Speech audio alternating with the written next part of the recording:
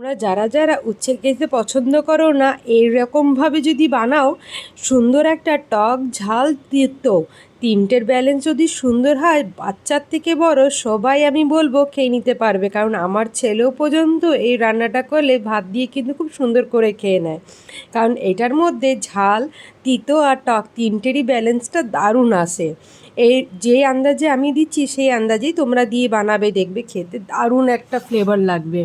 আমি টকের জন্য গোটা একটা টমেটো দিয়েছি, আর তার সঙ্গে আরেকটু যদি টক চাও তোমরা চাইলে আচারও দিতে পারো। তার সঙ্গে অর্ধেকটা পেঁয়াজ, ঝালটা বেশ অনেকটাই পরিমাণে দিয়েছিলাম, আর এই কটা রসুন দিয়েছিলাম।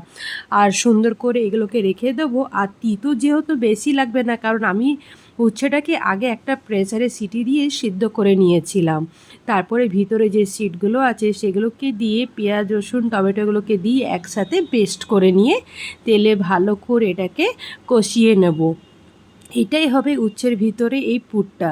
তার মধ্যে একটু জিরে, ধনে, হলুদ আর একটুখানি লাল লঙ্কার গুঁড়ো আর পরিমাণ মতো নুন দিয়ে লো ফ্লেমে ভালো করে মশলাটাকে আগে কষিয়ে পুর বানিয়ে নেব। এই সুন্দর করে পুরটা যখন হবে, সুন্দর একটা টক ঝালের ব্যালেন্সটা হয়ে যাবে। আর যেহেতু উচ্ছেটাও বেশি তিতো লাগবে না, আগের থেকে সিদ্ধ করা আছে, হালকা তিতোটা লাগবে, ব্যালেন্সটা দারুণ হয়ে যাবে। সুন্দর করে পুরটাকে ভরে লো ফ্লেমে কম তেল দিয়ে সুন্দর করে এটাকে মিডিয়াম টু হাই ফ্লেমে তোমরা কিন্তু ভেজে নেবে। খাওয়ার আগে সুন্দর গরম গরম এইভাবে ভেজে দেখবে, খেতে দারুণ লাগবে। যারা যারা উচ্ছে খাও না বা শুধু উচ্ছে ভাজাই একমাত্র খেয়েছো, এরকম রেসিপিটা অবশ্যই বাড়িতে ট্রাই করবে, তোমাদেরও দারুণ খেতে লাগবে।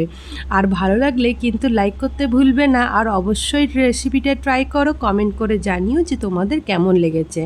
এইভাবে সুন্দর করে একটুখানি ভেজে নেবে, এই পিঠ ওই পিঠ করে উল্টিয়ে, তারপরে গরম ভাত দিয়ে পরিবেশন করবে।